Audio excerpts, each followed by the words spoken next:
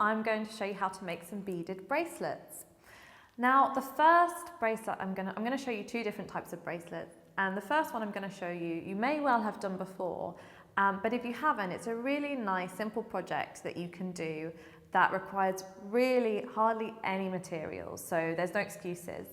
So it's an elastic bracelet, and you can see there's a couple of them over here, a couple of samples.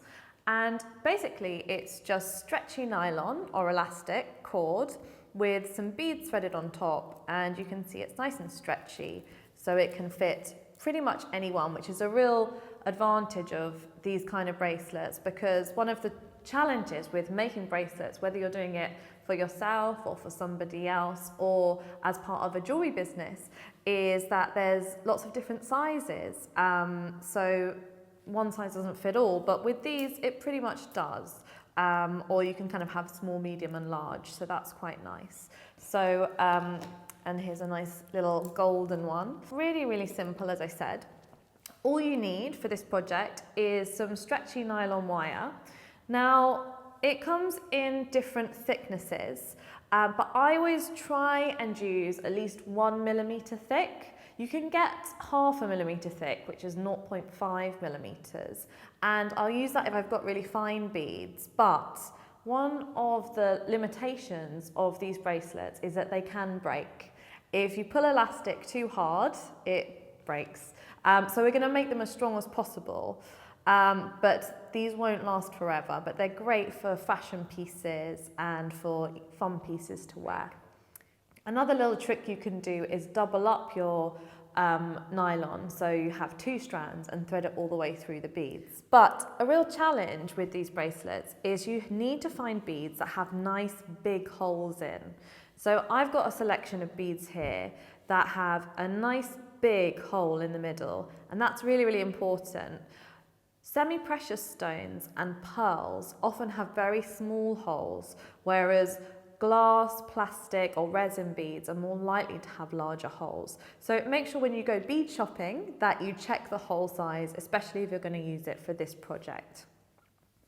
So we also have a pair of scissors, which everyone has, and a bunch of different beads with large holes on. Obviously, we only need the nylon to fit around your wrist, so check the size of your wrist. But then I always add at least double on, because we want lots of room to work. And it's not an expensive material, so it's always better to have too much than too little. So I've just cut a nice long length to work with, and I'm going to thread on my beads. And again, I often lay out my design on my mat first. So I think I'm going to have a sort of alternating design with these lovely round beads that I've got. And then I've got some nice little metal spacer beads that I can sprinkle in between. And what's really nice with the beading mats is you can lay out your designs beforehand and get an idea. This is a very simple design, but if you had a more complex one, you might want to have a play around with it, see what it looks like, decide whether it's the right design for you before you thread them all on and then decide to change it. So I'm just gonna keep going, threading on all my beads. And when you're selecting beads, you can have a think about, what's important to you. Are you gonna be wearing this with a particular outfit? Do you want to make a collection so that it will match earrings, necklaces, bracelets? Do you like very delicate jewelry, or do you like quite big chunky pieces? And also the weight of the beads, because plastic or resin beads are often very nice and light.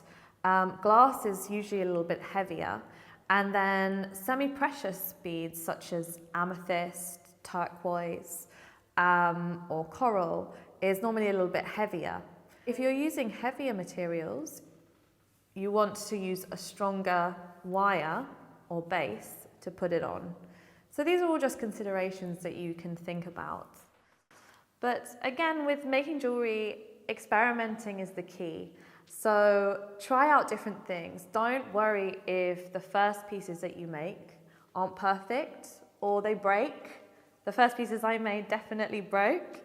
But each piece that breaks, you learn from it. And you think, well, why did that break? Or maybe the stringing material wasn't strong enough. And then next time you'll be sure to use a stronger one. So obviously you want to get all those things out the way before you start selling your work. Because if you do decide to set up a jewellery business, then obviously you don't want your pieces to break. But the more you do, the more experience you get, the more professional your pieces will become. Great, so I'm nearly there, threading them all on. As you go along, you can kind of take a look at how big it is. So I know that's not going to be big enough for my wrist yet, so I'm going to keep going. And what's coming next is basically we're just going to tie a really strong knot at the end to bring it all together. What's nice about these bracelets that I'm showing you is as they fit any size, they don't need a clasp. In the next video, I'm going to show you how to attach a clasp, which you're going to use for your necklaces.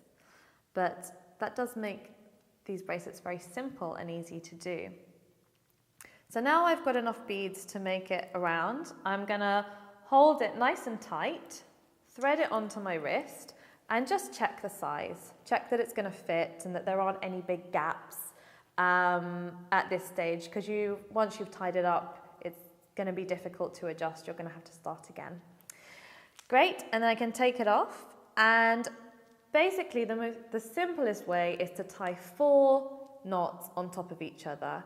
And each knot, you get a bit more brave and do it a bit tighter. So the first knot, I'm just going to show you, is going to be quite loose, because though I pull it too tight, it will just cross over all my beads. Then the second knot, I want to pull a little bit tighter. And don't be worried if your piece snaps at this point, yeah, because you do want to push the elastic. You want to try and make it so it doesn't snap, but it's better that it snaps now and you do it again than that it snaps when you're wearing it. And I'm going to go for my third knot, so pull it even tighter. And at this stage I can check that it's nice and tight, it's not going to come off. Great. And then I'm going to do a final 4th knot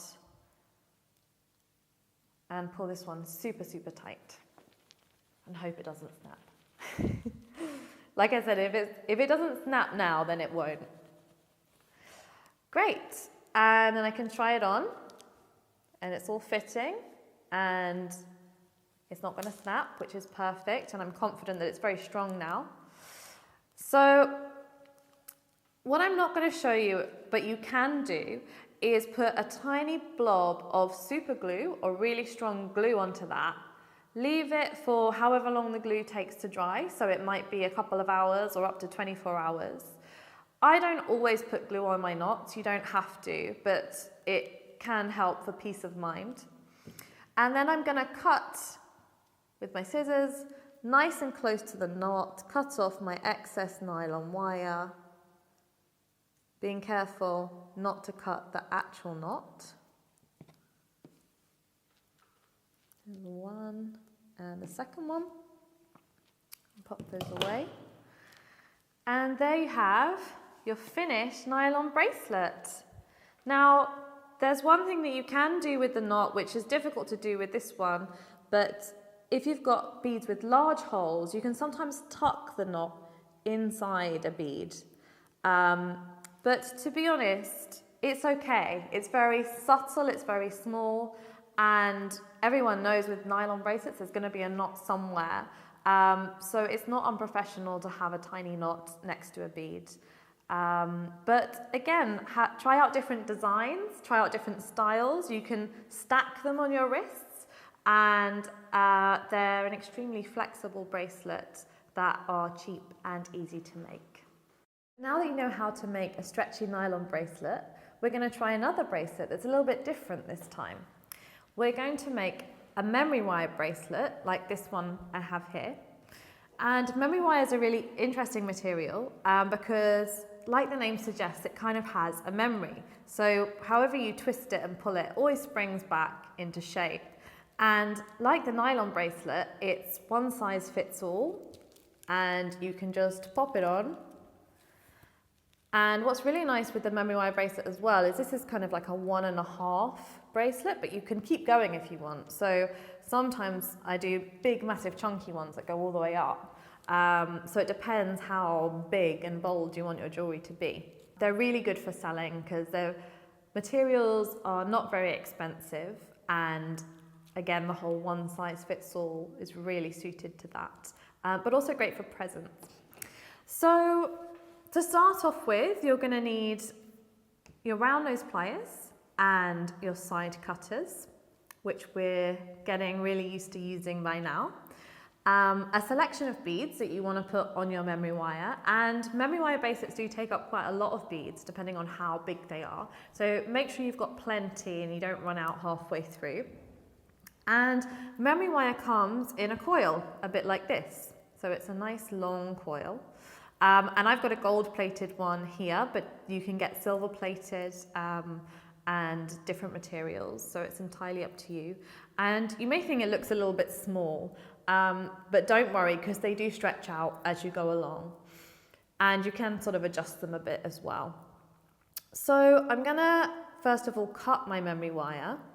Now, memory wire can be a bit tricky to cut, and you can get specialized cutters called memory wire cutters. But to save on tools, I'm going to show you how to cut just with your side cutters. Although it's a little bit naughty because it's not that good for your side cutters to always use them on memory wire, because it does damage them over a long term. So if you're going to use a lot of memory wire, I'd recommend getting some memory wire cutters, but it's a very similar process. So I'm going to do about 1.5 loops, because I'm just going to make quite a small memory wire bracelet. But as I said, you could do as many loops as you want. So when I've chosen where I want to cut it, I'm just going to get my side cutters, put it over and cut. Now, memory wire is a little bit tougher than the gold or silver plated wire that we've been working with on our head pins, so don't be afraid to give it some elbow grease. All we need to do to stop our beads from falling off is put a loop at one end. And again, making a loop is exactly the same as we've done in the previous videos. You take the end of the wire, pop it into your round nose pliers, like that, about 1 centimetre down from the top. Make sure there's nothing sticking out the end, and push with your thumb all the way around, and then squeeze the last bit to close. Now again, memory wire is a little bit harder to work with because it's a bit of a tougher wire, so the loops are more difficult to make, but just keep practicing and you will get there. So great, so now I've got my whole memory wire with one end that's unlooped and one end that's looped, and that's going to stop my beads from falling off, so I can start threading my beads on. You can choose a specific design for your beads, which is quite nice, to follow a pattern. But sometimes I like just to be really random and just choose a selection of different beads or different colours and just sort of throw them on and see what happens. And sometimes that can be really nice, as long as you have like a theme, like a colour scheme or something that holds the whole piece together. So once you've got your beads on, you just push them all the way around to the bottom, and you can see where the loop is, that it stops them from falling off the end. So all I'm going to do now is keep going with my beads and fill it all the way till I get to about just over 1 centimetre away from the end, because that's how much space I need to leave to make the same loop that I made at the beginning at the end of the bracelet. So I'm just going to thread all my beads on now, and then I'll show you how to do the loop at the end.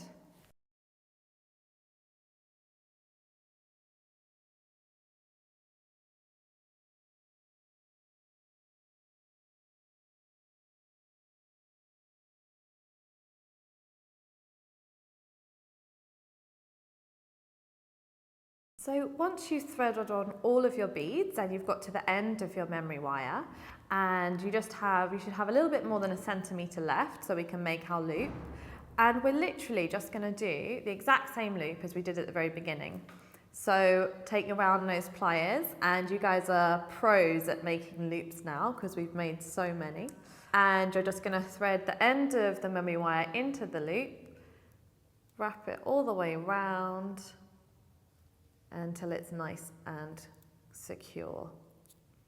And that is literally it. That's how you make a memory wire bracelet. So it's really nice, simple one. The really important thing with your loops at the end is to make sure that there aren't any sharp bits of wire sticking out, because obviously when you're wearing it, you don't want anything that's uncomfortable or scratchy. And obviously you always have to try it on at the end, which is my favourite bit.